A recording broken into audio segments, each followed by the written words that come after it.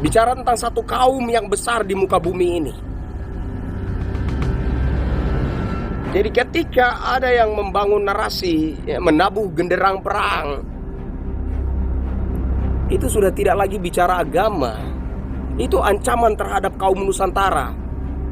Dan orang-orang Nusantara, apapun agamanya, yang mencintai tanah tumpah darah ini harus bangkit, harus bereaksi melawan itu. Tidak bisa kita diamkan, tidak bisa kita biarkan. Jadi kalau Habib Rizik di sana menyerukan asa golok, menabuh genderang perang, kaum Nusantara harus bangkit melawan itu. Apapun agamamu, bangkit lawan itu.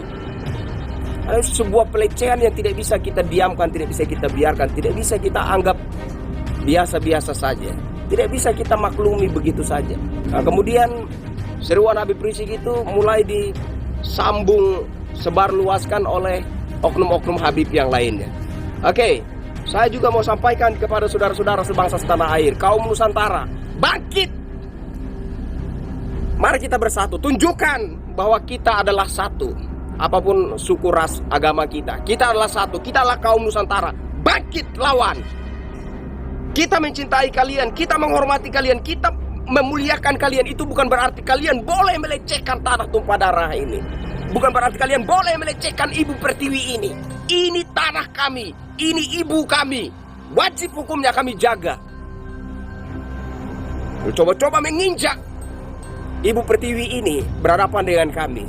Bukan lagi bicara soal agama, ini bicara tentang harga diri suatu kaum yang harus kami pertahankan. Ini bukan yang pertama.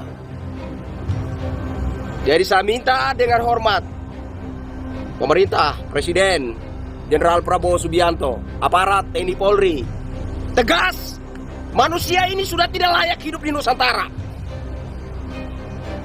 Deportasi segera, pulangkan dia ke Yaman sana. Kalau kerjanya itu hanya menghasut, mengadu domba, membenturkan anak bangsa Indonesia dengan sesama saudaranya, tidak layak manusia ini. Negara harus tegas, negara tidak boleh diamkan. Bekukan dia, tidak boleh berceramah lagi. Kasih ultimatum. Kalau sampai ada ceramah-ceramah lagi yang menghasut, orang ini langsung dijeblosin ke penjara. Penjara seumur hidup.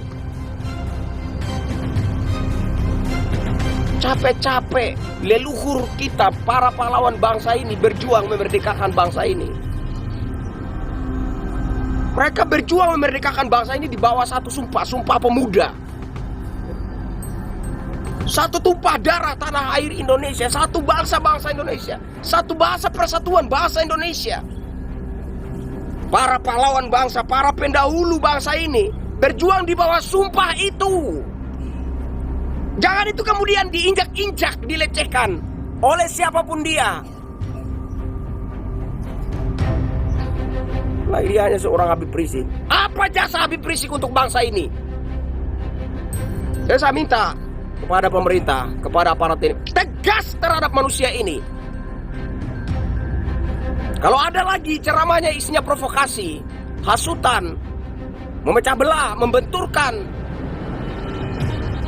masyarakat ini dengan sesama saudaranya, kaum Nusantara, bekukan dia, deportasi, kirim dia ke Yaman sana, biarkan dia hidup di sana. Jangan memecah belah bangsa ini. Capek-capek leluhur bangsa kita ini berjuang untuk bangsa Indonesia ini berdaulat menjadi sebuah negara. Jangan dirusak, jangan dikencingi. Enggak, sedikit-sedikit asa golok. Saya akan bikin pasukan. Ayo kita perang. Peranglah dengan nenek moyangmu di Yaman Arab sana. Sekali lagi, si Habib Rizik ini ya, entah keturunan Nabi atau keturunan si Pitung, sekali lagi ngomong perang. Saya minta seluruh kaum Nusantara ini bangkit. Robek mulutnya.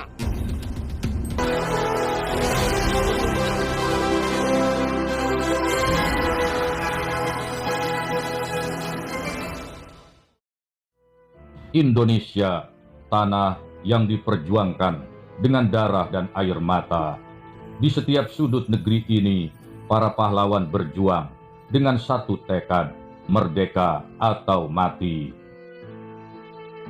Namun, di balik kobaran api revolusi terselip satu kisah yang mengundang tanda tanya besar, sebuah kontroversi yang mengguncang sejarah. Foto ini jelas berbicara, menyuguhkan fakta seorang sesepuh klan Ba'alawi memimpin doa di depan pusara para serdadu Belanda. Seperti apa kisahnya? Video Misteri Realita kali ini menarasikannya. Assalamualaikum warahmatullahi wabarakatuh. Pada tanggal 10 November tahun 1945, Surabaya menjadi saksi pertempuran terbesar dalam sejarah perjuangan Indonesia. Ribuan pemuda, santri dan ulama mengangkat senjata melawan kolonial Belanda yang ingin merebut kembali negeri ini. Namun, di tengah berkecamuknya perlawanan, muncul sebuah kabar yang menggetarkan nurani para pejuang. Seorang tokoh agama dari kalangan Ba'alawi, Habib Al-Hamid Ba'alwi, dikisahkan berdoa bukan untuk para syuhada kemerdekaan, tetapi di makam para pahlawan Belanda di Kembang Kuning, Surabaya. Di sini sejumlah tokoh elit kolonial Belanda dikuburkan. Foto ini berbicara dengan jelas dan gamblang. Bahkan sang Habib disebut hadir bersama Jenderal Simon Hendrik Spoor, komandan militer Belanda yang bertanggung jawab atas ribuan nyawa rakyat Indonesia.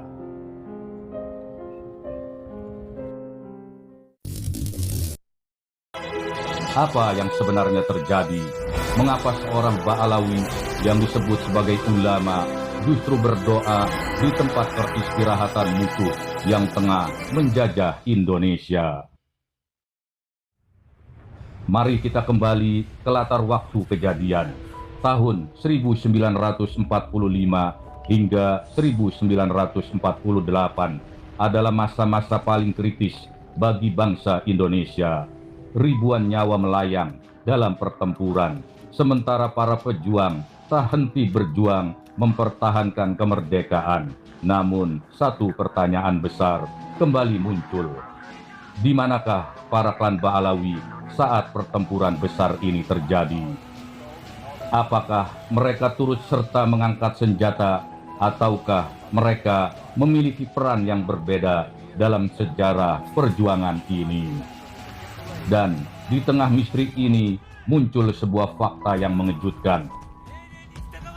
Sebuah foto yang berbicara lebih dari 1000 kata. Jika ada yang menyangkal, bagaimana mereka akan menjelaskan bukti visual ini? Apakah ini suatu kebetulan, ataukah ini bukti nyata tentang sebuah relasi yang selama ini ditutupi? Sejarah mencatat bahwa banyak ulama besar turun langsung ke medan pertempuran. Namun, bagaimana dengan mereka yang justru berdoa untuk penjajah? Menariknya, kontroversi ini muncul di tengah semakin meruncingnya polemik seputar keabsahan nasab klan Ba'alawi. Dalam berbagai penelitian akademik dan kajian filologi, semakin banyak pihak yang mempertanyakan kebenaran klaim mereka sebagai keturunan Nabi Muhammad.